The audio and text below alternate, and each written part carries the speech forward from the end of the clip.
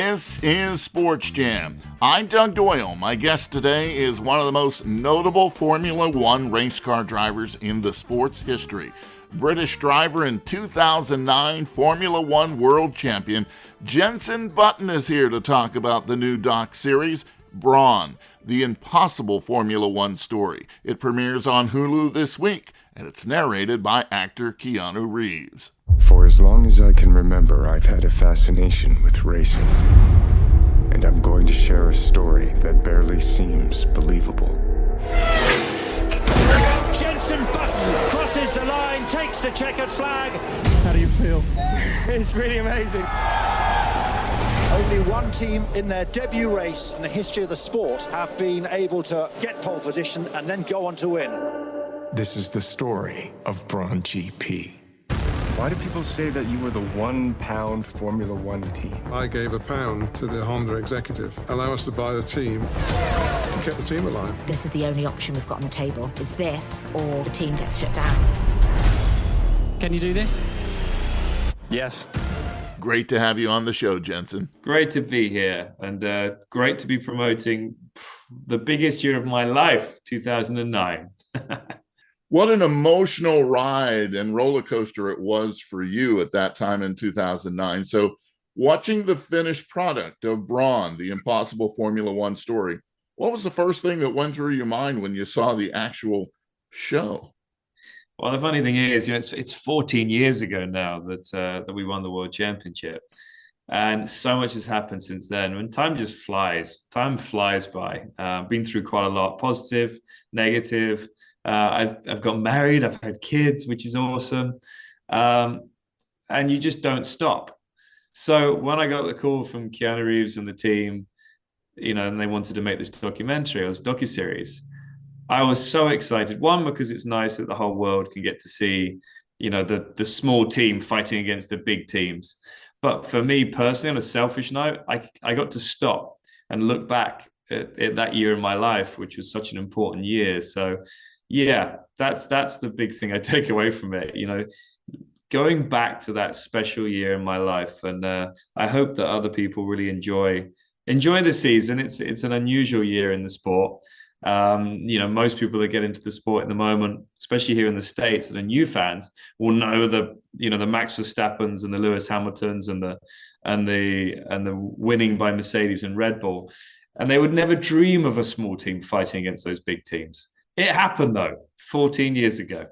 It certainly did. You mentioned Keanu Reeves. He's the narrator, and it takes us through with the interviews. The actor tells one of the greatest sagas in Formula One history through the insights of not only Ross Brawn himself and the racing icons like Jenson Button and Rubens Barrichello, all revealed in this gripping 4-part series. Best way to become unpopular very quickly is to start winning.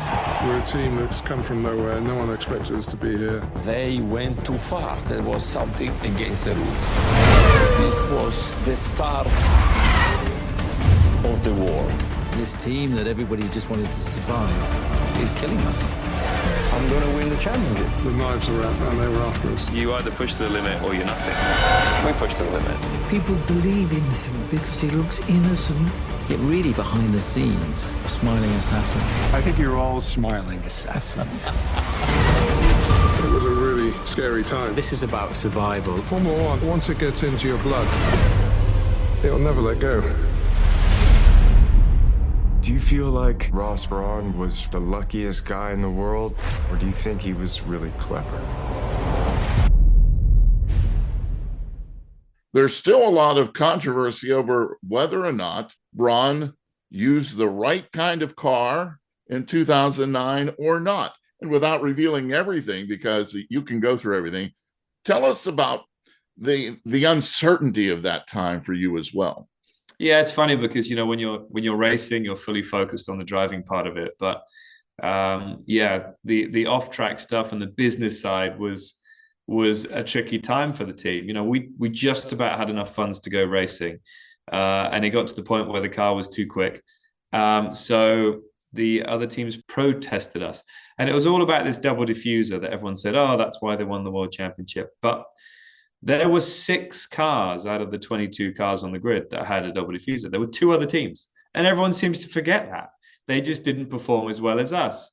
And the reason was because the car was great, not just the rear diffuser, but everything about the car. With Formula One cars, it's all about aerodynamics, and it's how the airflow goes from the front of the car all the way to the back. It doesn't just happen at the back. So Ross and the team did such a fabulous job with this car. And it's when you're winning, you always make enemies. And also, these teams helped us get onto the grid, which was fantastic.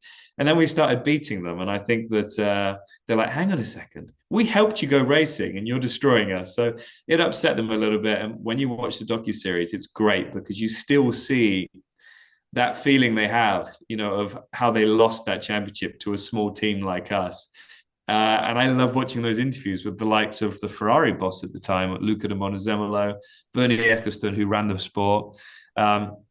It really does mean something hearing their stories and their criticism of us still, which makes it a really interesting docuseries. It's not all just fluffy and lovely.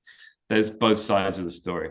Yeah, Luca's face throughout the entire documentary is fabulous. The chairman of Ferrari, you can see the fire that's still burning inside of him as he challenged what was being done with Brawn GP. It is a terrific series that I think, Formula One fans are going to really, lock into. But the average person who doesn't know a lot about Formula One or race car driving in itself can be fascinated because it explains so much.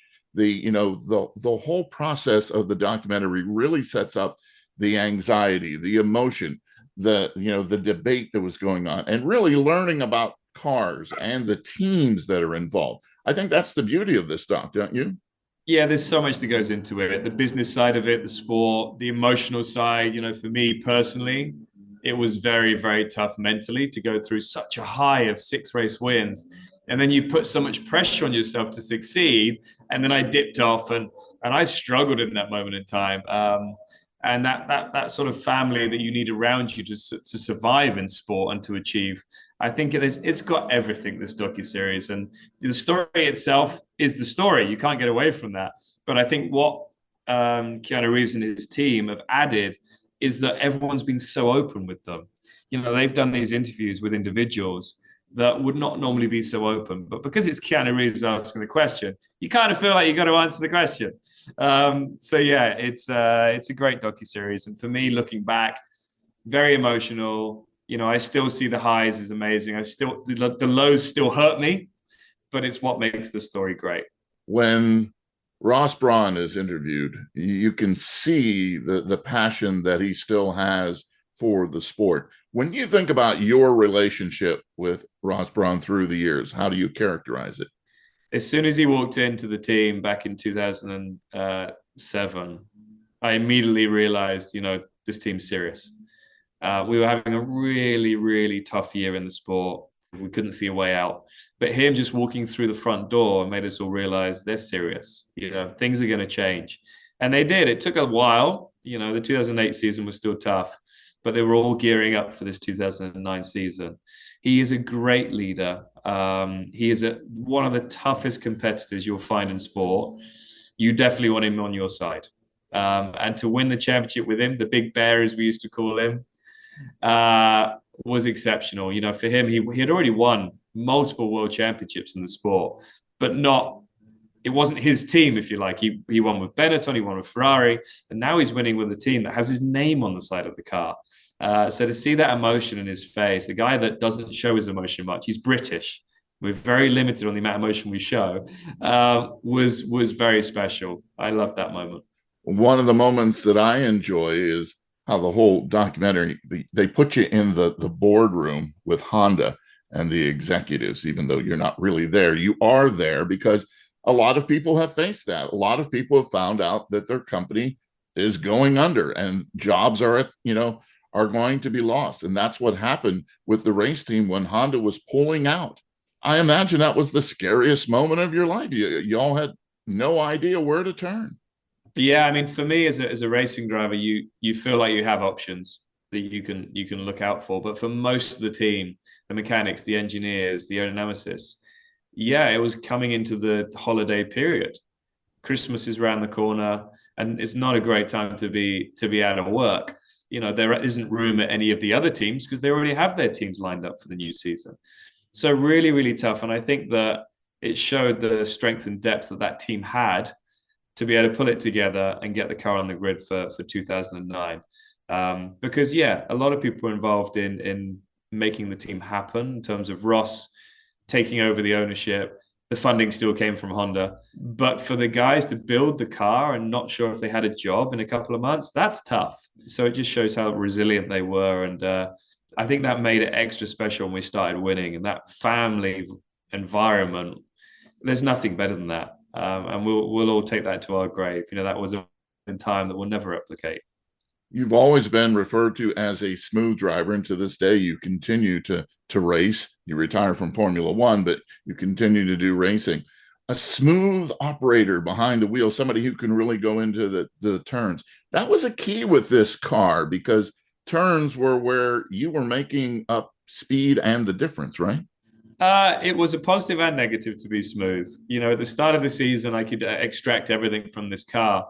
But as soon as we got to the colder climates, the car didn't like to be driven smooth. And I struggled then. So I couldn't get any tire temperature. A little bit like what we're having in Las Vegas Grand Prix. No tire temperature, which makes it very difficult to be competitive. So my dip in performance was due to the car just not working in the environment and me not being able to drive around the issues. And then mentally you spiral out of control and, you put yourself in a dark place. But I found my way out, which is the great thing, and won the championship with a drive that was probably the best drive of my career, fighting through the field. And you'll see it in the docuseries. It's a very special day in my life, very emotional with my father and the rest of the team. Yeah, your father was a driver. Heavy rains in the second race. Yeah. You guys weren't even going to continue, but they called the race. So luck also comes into play with this story, doesn't it? Yeah, I mean, nobody wins the World Championship without a good car, without a good team. And you also need a little bit of luck on your side. That second race, I mean, almost every single car ended up in the barriers. It was a lake that we were racing on. In Malaysia, when it rains hard, very tropical. So they actually red flagged the race and they stopped the race. The problem is they normally delay the race, but we'd got water into our steering wheel and all the electrics in the steering wheel, to help you change gear and adjust everything on the steering wheel to do with the differential and everything is on the steering wheel. And it was not going to work. We were not going to be able to drive away to restart that race. Luckily, it got dark and they had to cancel the race and give us half points. You mentioned you're a dad now, you have small children, so they weren't around when this was all happening, and they're still too young really to explain everything to them. But how has fatherhood changed Jenson Button? It's made me realize that Formula One was great. Winning a world championship was always my dream. But the most important thing in life is family. Having 2 kids, healthy kids, loving kids, affectionate kids, happy kids. It's the most important thing for me anyway. And they've come to watch me race. I raced in NASCAR a couple of times this year and they watched me race, which was amazing in Austin. They got in the car just before the race. They're massively into racing. So next year I'm going to be racing in endurance racing and they're going to come along and watch. And hopefully they're going to have great memories of me racing in endurance. But the great thing about this docuseries is that I have something to show them when they're a bit older and they can see what daddy used to do. Could Brawn GP ever happen in today's racing world? It's very unlikely. These big teams, they don't really make mistakes anymore. Even when there's a regulation change, they're all competitive when they come out of new regulation changes. So no, very unlikely for it to happen again. Is it still technology driven? I mean, the fact that each year the rules change for F1? Yeah, it's still technology driven. When the regulations change, the engineers, aerodynamicists go to work on developing the cars, and the first car you see out on track is already an exceptional car, but then they just keep developing it through a season. And with Brawn, we didn't have the money to do that. We didn't have the funds. We didn't have the personnel to do that. So the car we finished the year was very similar to what we started the year with. I think we had one different front wing on the car, which was an upgrade, but that was about it. your career, as you mentioned, you've had highs, you've had lows, but it says something about Jenson Button because you're still racing. You're still a legend in the sport because of this World Championship. When you look at this documentary, I would imagine that the emotions are amazing. But for those who still say there's controversy, just like if people were talking about steroids in football or baseball, what do you say to the naysayers about what happened with your company? Well, I mean, if you get caught taking steroids, you're cheating. So it is what it is. It's very factual. Whereas, we got taken to Formula One in terms of was it legal or not, the rediffuser, and they said it was legal. So end of story. It's like being put up in front of a judge. That's it. Case closed. So last question, because I know your schedule is really busy and you're getting back to the track soon. If there's any place that you would like to race in the future that you haven't had a chance, where would that be and why? Oh, I love my endurance racing at the moment. I love that team effort of working with your teammates. F1, it's the first person you got to beat is your teammate. But in endurance racing, you're working with the teammates because you're all driving the same car. I've raced at Le Mans, loved it. So yeah, Daytona 24 would be awesome. And I might have an opportunity. Who knows? Jenson Button, our guest here on SportsJam, and really enjoyed the documentary Brawn, the Impossible Formula One story. It premieres on Hulu this week. You don't want to miss it. Thanks so much for being here on SportsJam. Thank you very much. Cheers.